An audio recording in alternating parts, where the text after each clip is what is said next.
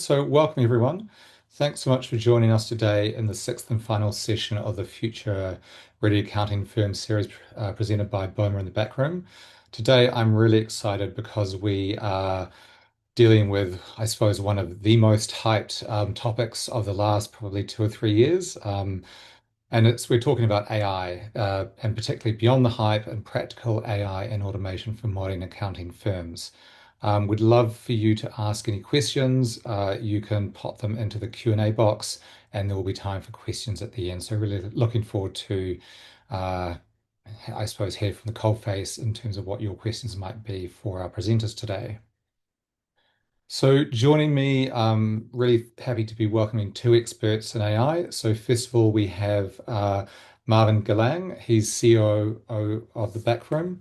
Now, Marvin is not just a tech person. He also trained with KPMG and EY and has a background as a US tax auditor and has also led major software and AI development initiatives in the accounting industry, including One Tax, which is a tax compliance platform, and Jazz AI, which is an AI tool built specifically for accountants.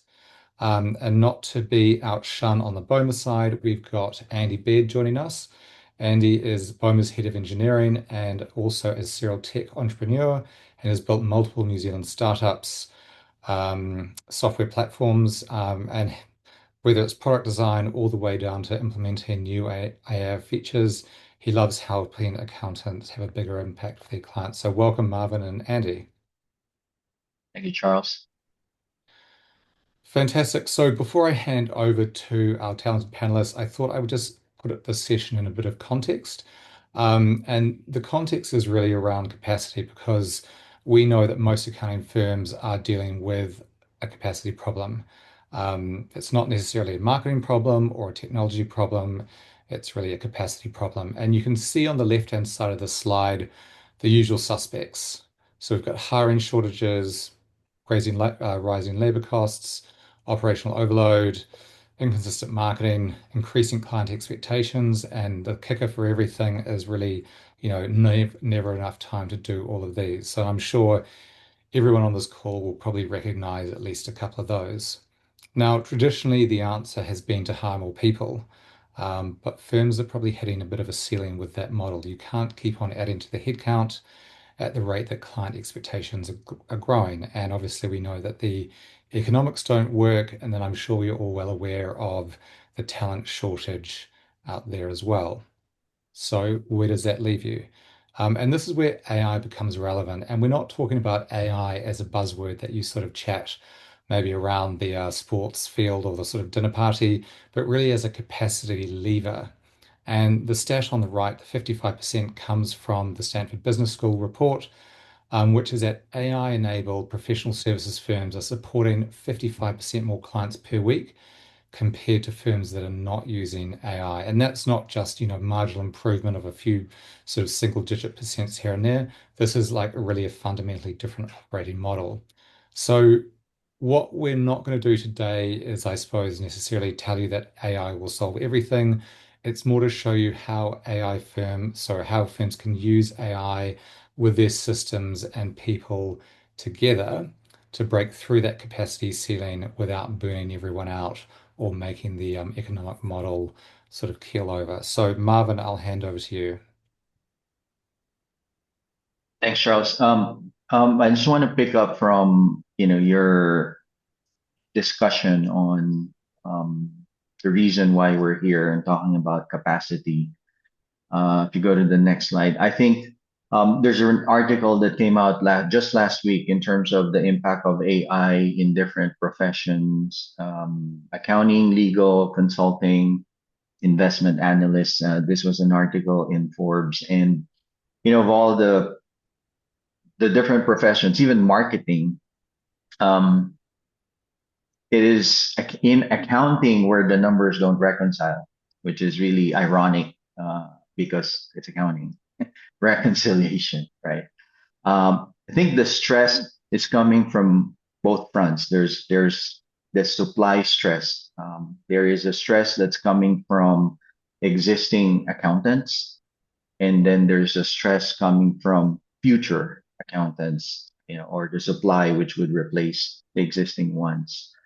A lot of articles have already come out on that, where, hey, particularly in the area where I have a lot of interest and knowledge, which is the United States, 75% of eligible professionals in public practice right now is retirable in the next 5 years. So if we look at that number and then you combine that with over 300,000 accounting professionals that has left the industry since the pandemic. So and then we are also seeing decline as far as number of people taking the CPA licensure examination. So there is that pressure at the top. There are existing supply, and then fairly recently you have a supply from the bottom, which is the new grads. There's a study also by Stanford. It's a Stanford Digital Economy Lab. They released a report as far as early career workers. We're talking about ages 22 to 25, where it's experiencing a relative decline in employment. And this is firsthand experience talking to our clients, talking to other CPA firms, especially the bigger firms. Really a deliberate decision in terms of hiring possibly less grads and then focusing their hiring on more senior accountants. They're also looking at other skills. In fact, in the um, job application, they now want to inject AI. What have you done with AI in terms of automation, in terms of process workflows? And not really, hey, do you know AI? Have you trained in AI and that type of stuff? So we're very, very deliberate, very, very specific as to what they want to hire and skills that they're looking for. So it puts a lot of stress in terms of in terms of the accountants and of the future, and what we're talking about here as far as capacity. But it's what's I guess encouraging is that we have currently 10%, but we have a big amount of accounting firms that are experimenting, getting into that, there's a huge awareness as far as accounting firms, over 96, 98%. It's the same study by Carbon, which was released in 2026. But more firms are in the experimental stage and seeing what they can and what they want to do or use AI for. If you go to the next slide, really, the message as far as AI would really be more of, how can this be an advantage for firms that have early adopters in a way. In a study that was rolled out, this is by Thomson Reuters, it's very visible that with firms with a clear and visible AI strategy, there's a 3.5 x, there's more likely to see an ROI, and nearly twice as likely to experience growth in terms of revenue. So we've seen this firsthand with people and companies that we work with at the back room, and those without a strategy. Okay, we're not saying they're not using AI; they're using AI, but it's not strategic. There's a risk of falling behind, and unfortunately, that falling behind is not a within 5 years or 10 years. That gap is becoming shorter, possibly falling behind in the next 3 years. This challenge that we're seeing is primarily on execution, and hopefully that's what we can, help and share with you today. Execution, not just, AI in accounting, here also execution as far as AI in marketing. And Nice. Thanks, Marvin. Yeah, so I mean, I think that the main key to all of this is that marketing is not the problem. Like most people know what to do. The issue is doing it consistently. And of course, that's not just accountants, it's also their clients, it's most businesses. The reality for accountants, however, is that partners and senior accountants are pushed for time, and often the marketing falls to, an office manager or even a junior, unless your practice is large enough to have a marketing team. So it's the capacity and not the strategy that stops most firms. Utilizing AI fully is about making sure that it's supporting you to execute as quickly as possible and consistently at the same time. Obviously, if there's gaps in strategy or follow up, AI can be very powerful in plugging these or taking your existing plan and refining it. But what I want to do today is make sure our system is really practical. So I'm going to keep it super focused on specifics of how you can use it. So yeah, next slide. Thanks, Charles. So here's some practical AI use cases in marketing. And often it's about time recovery. So it's not about replacing the expertise that your team has. It's enabling you to be consistent, to complete and execute on tasks, and to speed up a task that a person is working on, or to complete one that wouldn't happen otherwise. So essentially, we were talking a little bit before the webinar, and it's really about getting more done with the same team that you have today. So getting AI to draft a full content piece or options for your campaign calendar is an easy way to beat empty page syndrome. Like often when people come to do marketing, they start with an empty document and they're like, oh, what are they going to do? And they waste time sitting there staring at it. And no one wants to do that. And so you can, you can get AI to generate ideas for you. You can get AI to generate content for you. Equally, if you're using a platform like Boma, you can just log in and grab a content piece out of our library and drop that into your content schedule. And this is all about using AI and your tools to their maximum. If you're getting content written right now by AI, then make sure it's reviewed and ideally is non-technical. Like all of Boma's content is technical content written by human writers that are based in the market that the content affects. So it's not generated, and it's certainly written by people that are in the market that it's for. Email or sales follow-ups can be great to automate with AI. Most firms don't have someone that can follow up with and warm up potential leads. Like it's something you want to do, but it's not something that happens. And so you can get AI agents to simply do that follow-up for you and book introductory meetings with your team.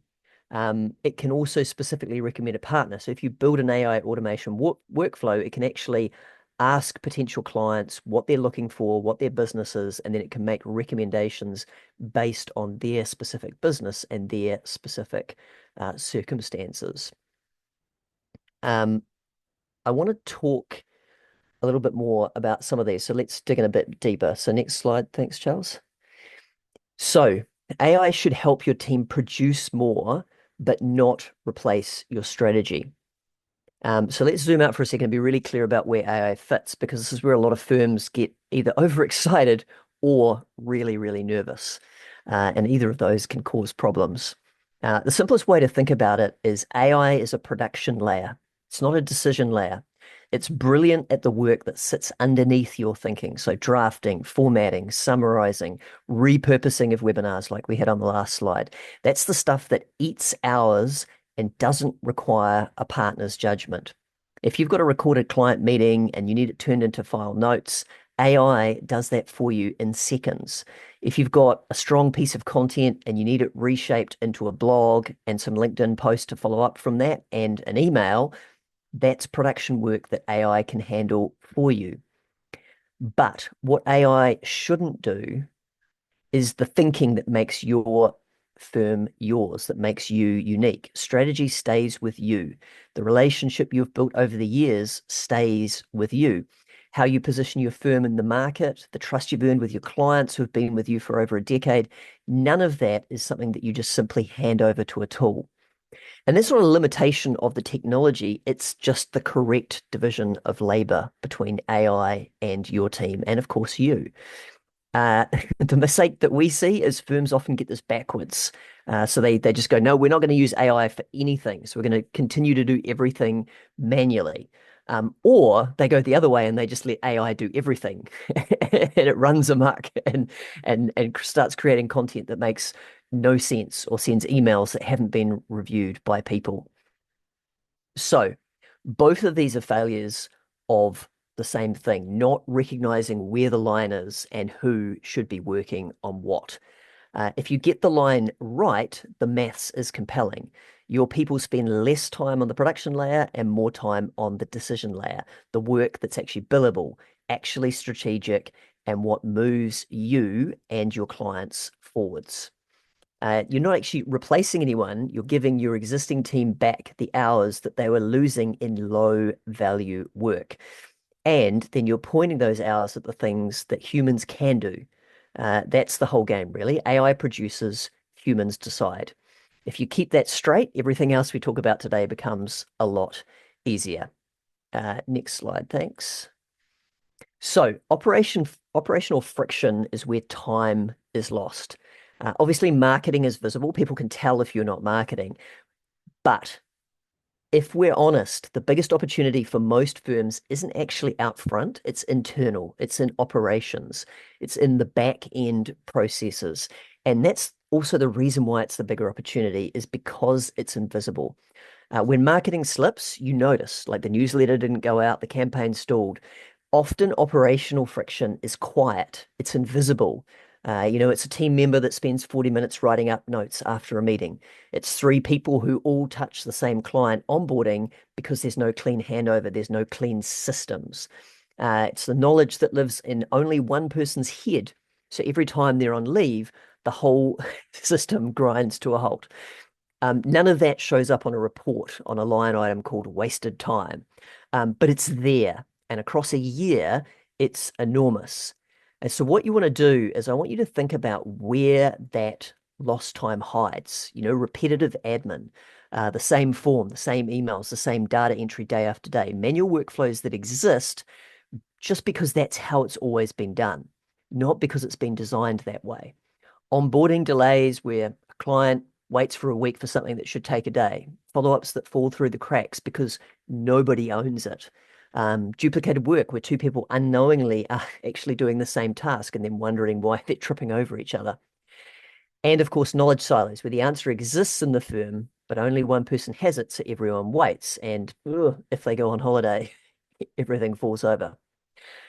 So the uncomfortable bit is that most of this inefficiency is internal, and unfortunately, it's self-inflicted. It's not your clients being difficult. It's not the market. It's the processes that grew organically over years and that never got cleaned up.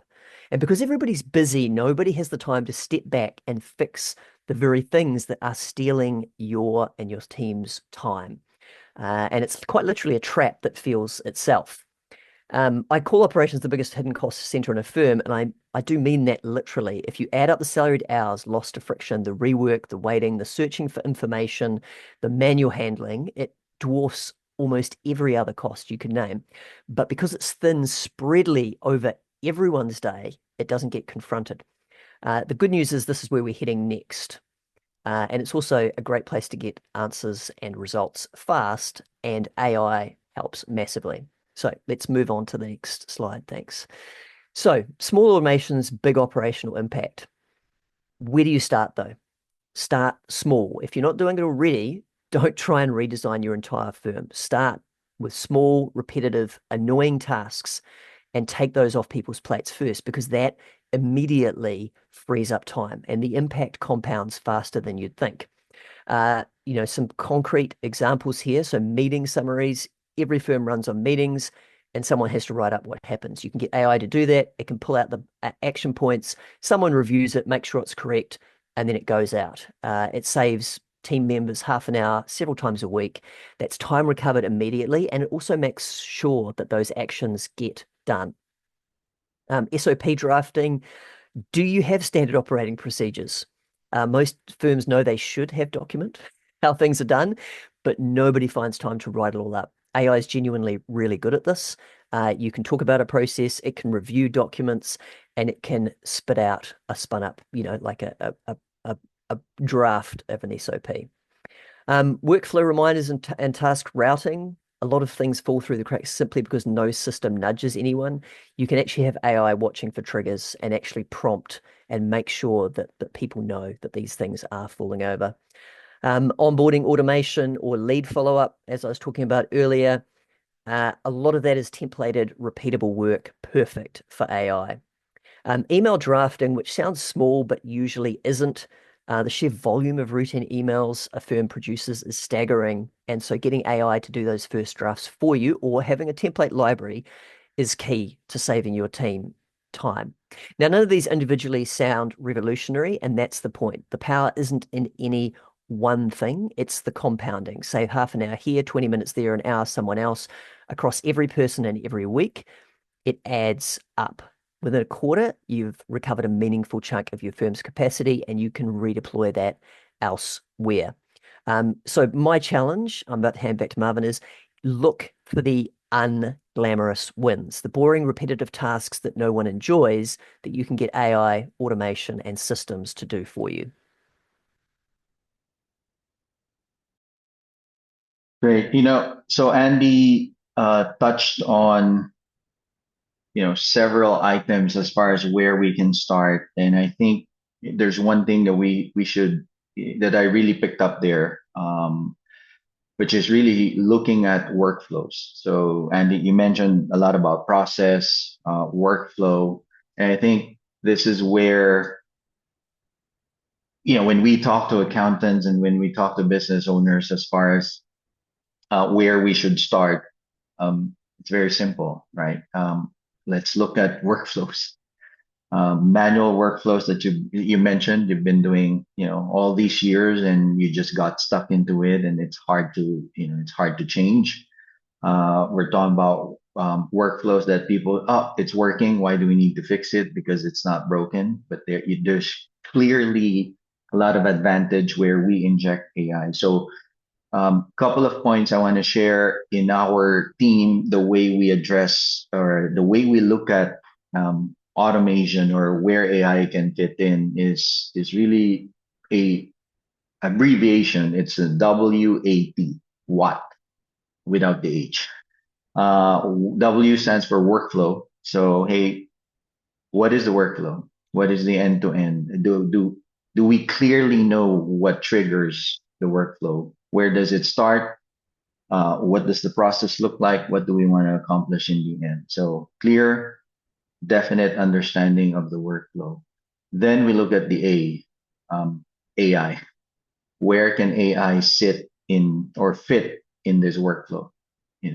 That's a manual process. There are, LLMs that can address that now, generative AI that can do that now. Where does it fit? And then the last is tools. So WAT, tools. There's similar to when Zero came out. There's a lot of apps connected to Zero. There's a lot of tools already available that you can use in terms of automation. So addressing, and again, Andy talking about work, the clear advantages and the framework that we can use is really look at the WAT, workflow, AI, and then tools. The second point I want to share is really currently what we're seeing when we're talking to firms is unfortunately there's an uneven adoption as far as AI, or I call it jagged edge, where there's low investment in AI for firms, but there is a high individual use. So people in the company are already experimenting using it, but the firms are not putting money. They're not investing. Then there are firms that have high investment in AI, but then low usage. And then there's also the low investment and then low usage. So each of these adoption points poses a risk. So you have a risk of either exposure of your data because we're not investing heavily. There's no strategy around it. But then our people are already into it and trying something.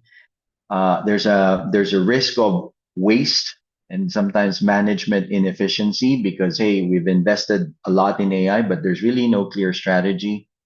And then people are not using it. And then there's a huge risk on missed opportunities if we don't invest and our people don't use. So clearly, there has to be a definitive strategy where AI can sit in our process and again, not replace people, but make them more efficient. In the next slide, we're going to see a big part of that process is still the people. So if we can move on to the next slide. Um, and this is where in the back room, we've spent a lot of time considering if we implement AI and adopt AI, what's going to happen with the human part of it, right? Which is our business. We're in the business of people. And this is where we had, deliberate strategy in terms of adopting and implementing AI. This year, we've launched a series. It's an AI masterclass series. It's three parts: level one, level two, level three. Where in the first level, our goal is really just to give an appreciation at the end of the session or at the end of the master class. We want people to appreciate, AI workflow. We discuss a lot, and we've seen and realized, hey, accountants, professionals, they know how to do stuff, but they articulating how the workflow actually works or the process actually works is a different skill. They know how to do it, but in terms of documenting and even articulating the whole process flow, it's a totally different skill. And because that's where we want to start, workflow, AI, and tools, it was very clear for us that it's important in level one, we need to up the game in terms of appreciating workflow. So we're using visualization of automation tools like N8N, and that's what we share in level one. Then level two goes much deeper into each of the process in accounting and where AI can fit in. Where is it? How is it being used currently, and where eventually it will go. Level three is more on the coding and use of Claude Code and integration of that in some of the workflows that some of the companies already have. So our goal is again not replace. We want to equip. We want to empower people to appreciate it and clearly to adopt and use it and use AI. Then the second is we also looked into how our existing firms are where they're spending their time.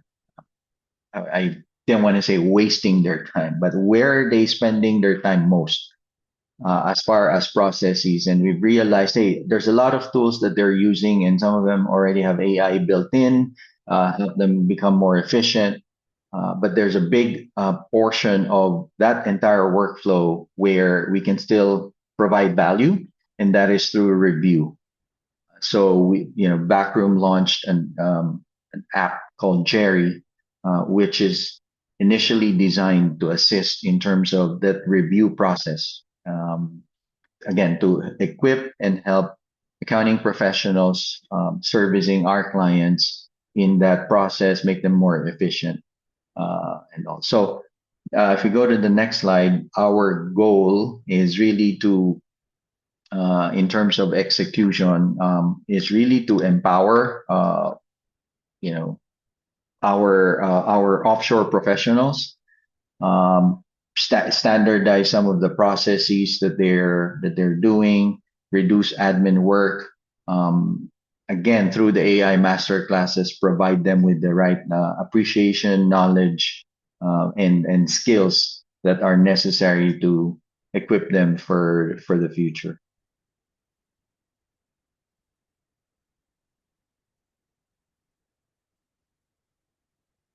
Andy? Cool. Right. So, yeah, I mean, I loved what you said there about the processes and getting them right. Without a proper process, things really really fall apart fast. So let's talk about what an AI enabled firm looks like, which I presume is the next slide. Yeah, perfect. Um, so a real AI enabled firm isn't a pile of separate tools. It's an integrated flow where things move through it without stalling. So let's look a couple of examples first. So a webinar, much like this one, you run an event, you record it. In the old model, that sits on a drive somewhere, nothing really happens with it. And maybe if someone has time, they look at it. But in an AI firm where there are processes like Marvin was talking about, it goes through a flow. AI will pick it up, it'll repurpose it, it'll turn it into a blog, it'll turn it into social posts, into an email, clips.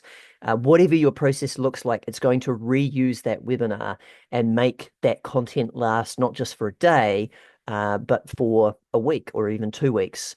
Your offshore or support team might take those outputs and distribute them across channels on schedule, rather than your team doing that yourselves. And obviously, the result of that is marketing consistency. One piece of effort that feeds weeks of presence for you on social, without a partner having to touch it after the event itself.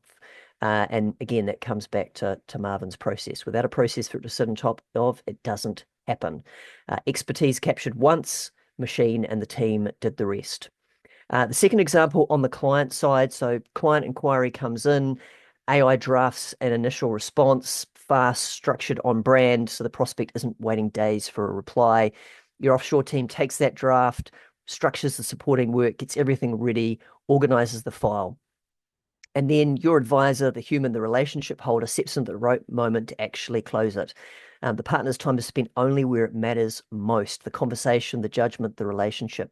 Everything leading up to that was handled by AI and outsourcing and the process.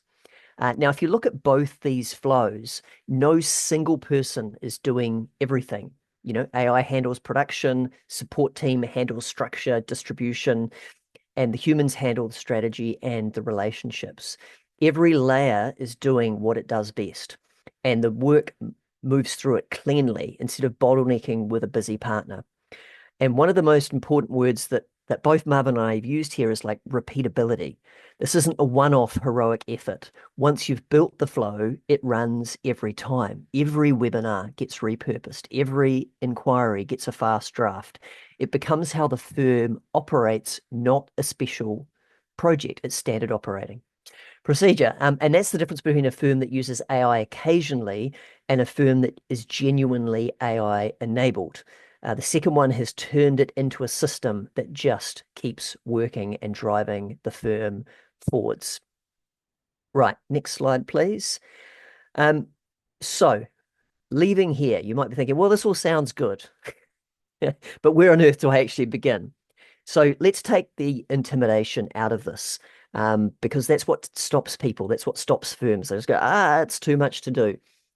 It's not the cost, it's not the technology, it's the feeling that it's all too big and you don't know where to grab it. So here's a simple sequence for you to do after this webinar. So number one, identify the repetitive work. Don't start with anything clever, don't start with anything complicated. And to Marvin's point, make sure you know the process end to end. Where is it going to start? Where's it going to end?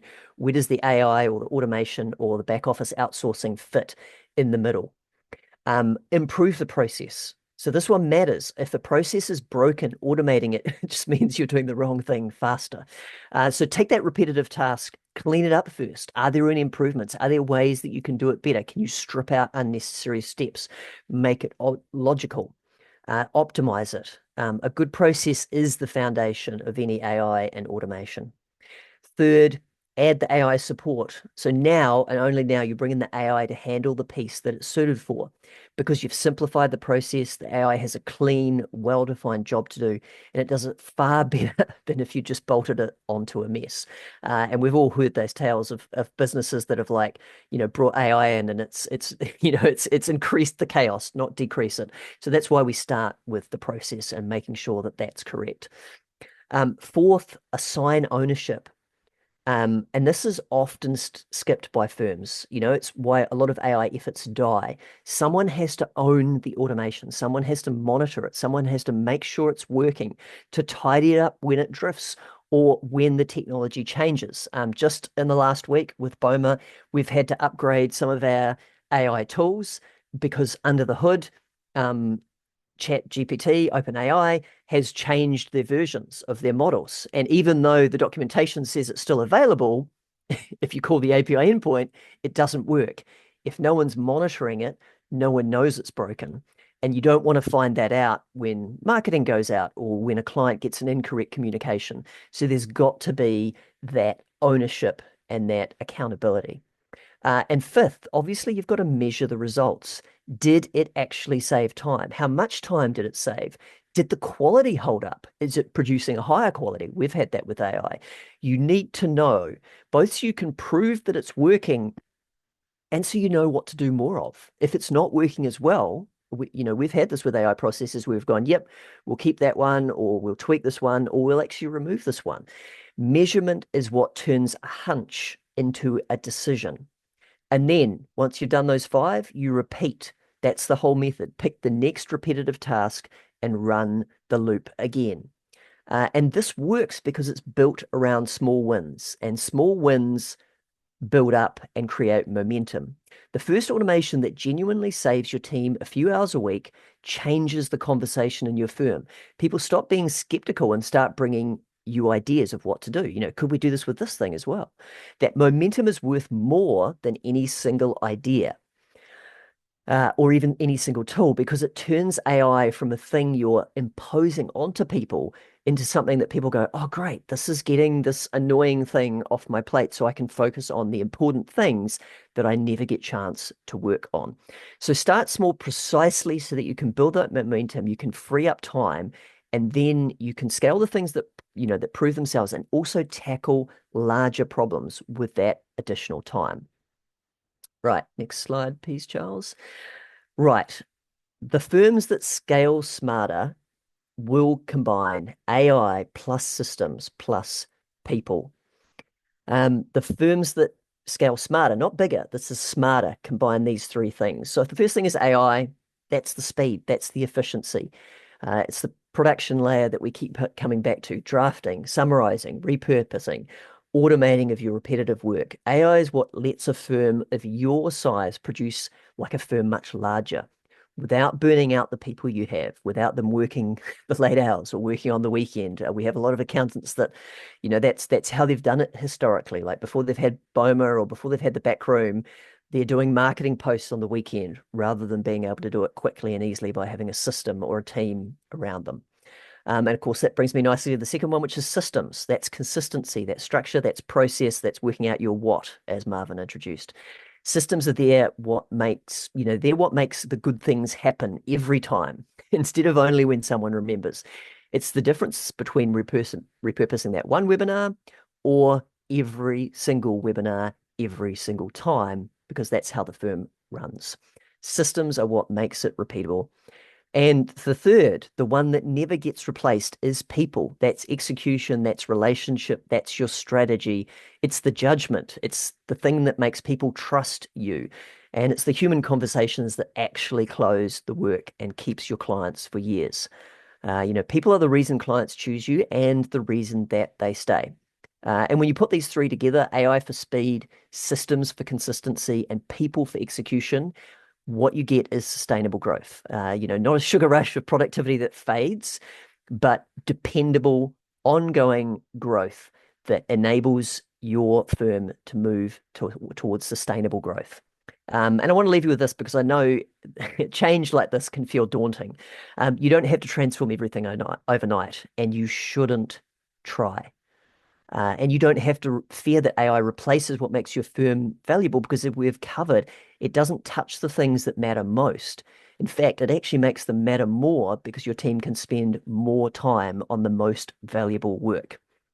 And as we've seen, it doesn't have to touch, it doesn't have to, yeah, sorry, I lost my point here.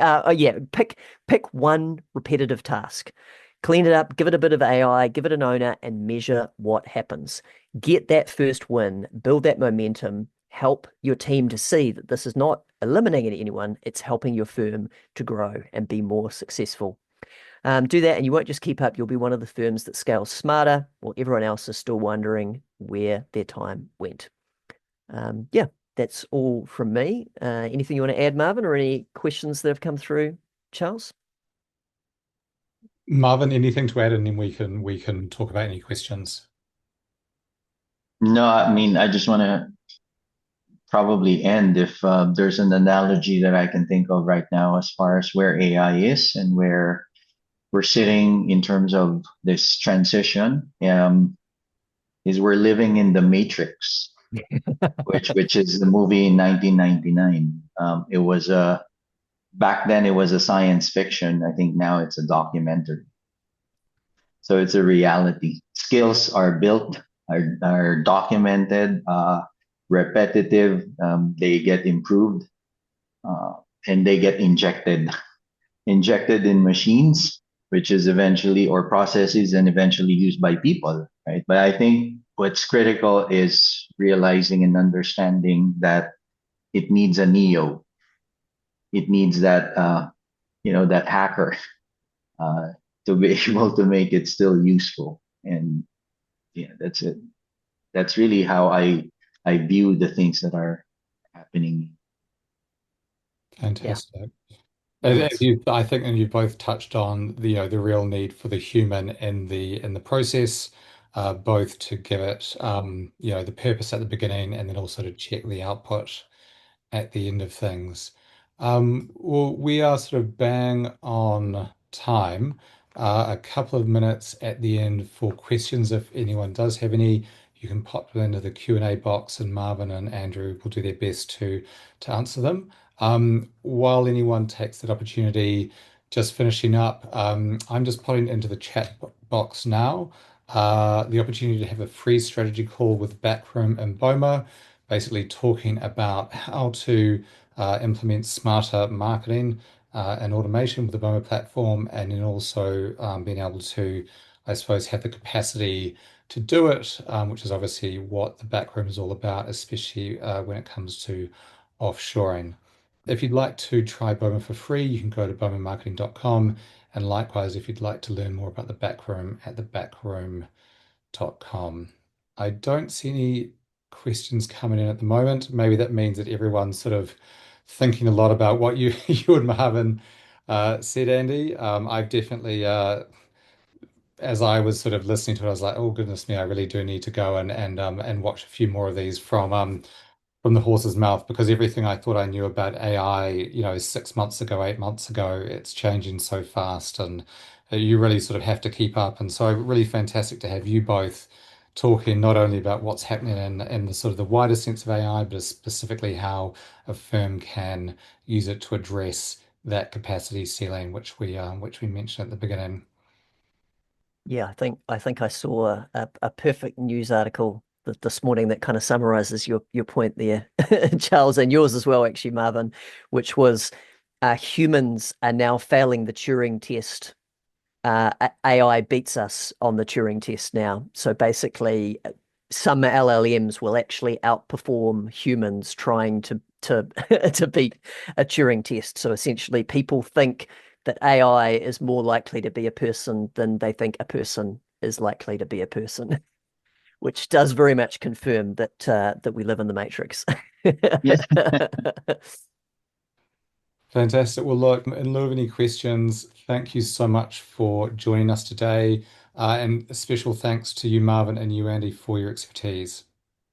Very welcome. Have a great Thank you. afternoon, everyone. Take care, everyone. See you next time. Bye for now.